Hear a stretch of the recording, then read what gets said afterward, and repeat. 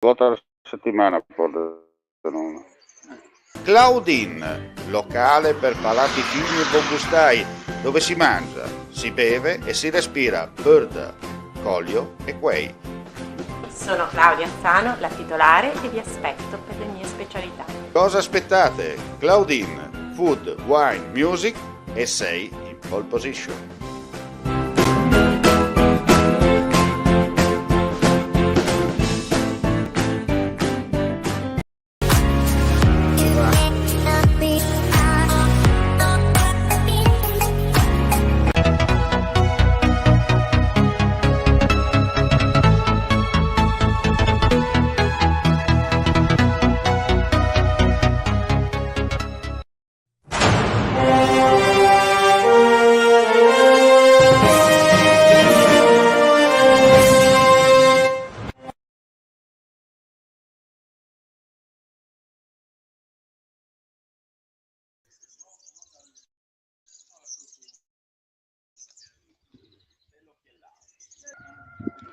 Signore e signori, buongiorno, siamo in diretta da Vencò dove vogliamo un po' capire la situazione per quanto riguarda il PCM tra Italia e Slovenia. Lo facciamo direttamente con Diego Bernardis, già sindaco di Dolegna, ma soprattutto consigliere regionale, che è uno dei pochi che conosce bene un po' tutta la trafila e l'ambiente, no? Perché Bernardis, bisogna dire, lei è stato sindaco di Dolegna e c'è vissuto il periodo da giovane, quando c'era la Jugoslavia, il passaggio della Slovenia come Repubblica indipendente fino ai giorni nostri. Allora, innanzitutto, come vede questa situazione? Sì, la situazione effettivamente è abbastanza caotica dal punto di vista legislativo, perché come tutti sanno, dalla data odierna, quindi dal 1° aprile fino al 12 aprile, anche la Slovenia ha affrontato del cosiddetto coronavirus, chiudendo nuovamente i confini, serrando naturalmente tutti i valichi, soprattutto quelli minori. E qui a Vencò in particolare la cosa naturalmente è stata saputa a mezzo stampa e non tramite comunicati ufficiali, e quindi ha comportato dei notevoli disagi, soprattutto per quanto riguarda il pendolarismo dovuto ai lavori frontalieri o agli, naturalmente il confine deve provare attività. C'è stato proprio ieri un dietro front e per queste tipologie di lavoratori, di studenti o cittadini di categorie accesso però sicuramente non definitivamente la situazione che da questa legislativa verrebbe che sia problema Roma del nostro territorio, come lei da Slovenia è diventata Repubblica, che non tutte le vicissitudini in questo trentennio, perché naturalmente c'è state, abbiamo avviato attivo che io ho potuto avviato diverse collaborazioni, quindi tra le genti, come si suol dire, il feeling è sicuramente positivo ed è sicuramente collaborativo. Dal punto di vista politico, evidentemente ci sono da smussare ancora delle spigolature degli angoli, soprattutto quando si prendono determinati provvedimenti. Chiaro. Senta, giustamente lei ha sottolineato cose molto importanti perché, ripeto, c'è uno storico alle spalle di non poco conto. Chiaramente i cittadini si saranno rivolti a lei per alcune delucidazioni, no? Su come si può fare. Ho ricevuto anch'io, no? della richiusura dei confini e soprattutto del fatto che riguarda per poter attraversare il confine ed eventualmente anche osservare un determinato periodo di quarantena. Quindi c'è stato, come dire,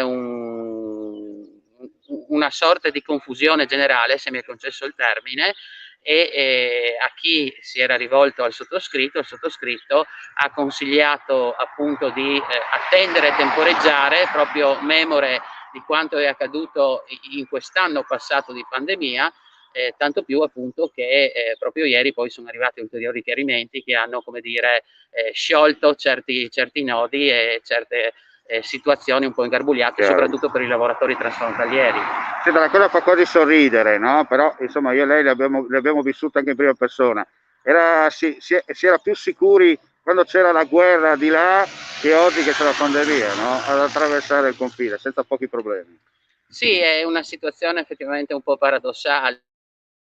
In momenti di tensione che abbiamo vissuto soprattutto su questi territori transfrontalieri, ricordo a inizio anni 90 quando appunto c'è stato quel seppur breve ma intenso periodo di scaramucce anche lungo il confine, eravamo effettivamente più tutelati in quel periodo lì che non in periodo diciamo di pace come quello odierno, però caratterizzato dalla pandemia.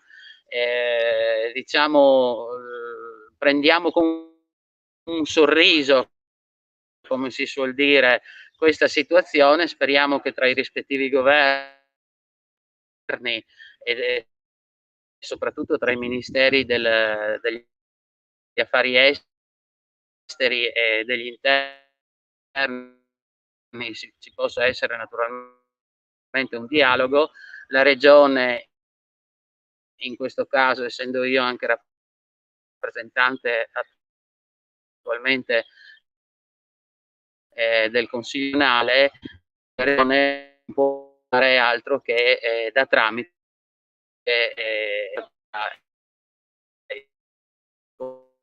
di Stato dei governi a livello statale. Per concludere, comunità di qua di una linea bianca, infatti che ci sono anche legami tra non solo, ma con le stazioni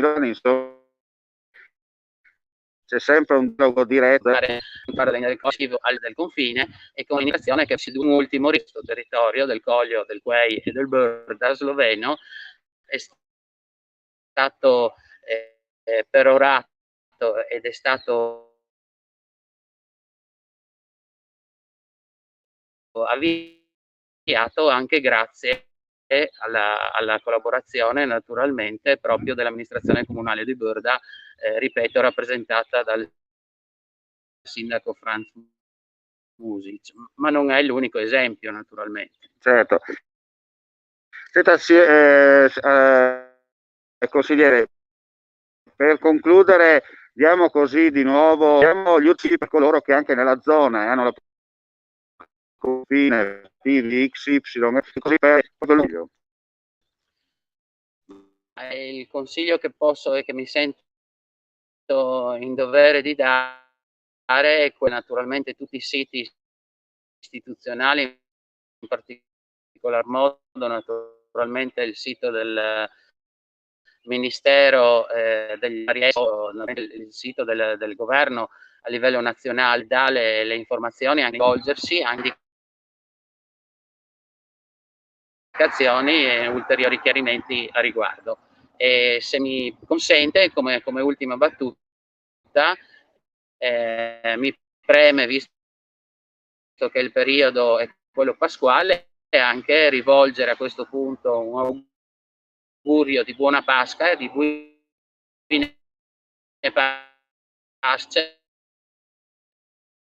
a Duci Furlans e a tutti i cittadini del Friuli Venezia Giulia. E noi ci associamo ai suoi auguri. Grazie a Diego Bernardis, grazie a voi gentili. Volevamo andare esattamente sul luogo del confine, ma che ringraziamo per l'ascolto, vi diamo appuntamento più tardi per le altre notizie e servizi.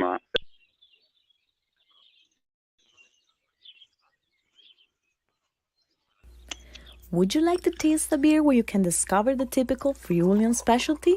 Lumi Beer, the product obtained from 20 hectares of land cultivated with 2 raw barley. Biodiversity, environmental performance.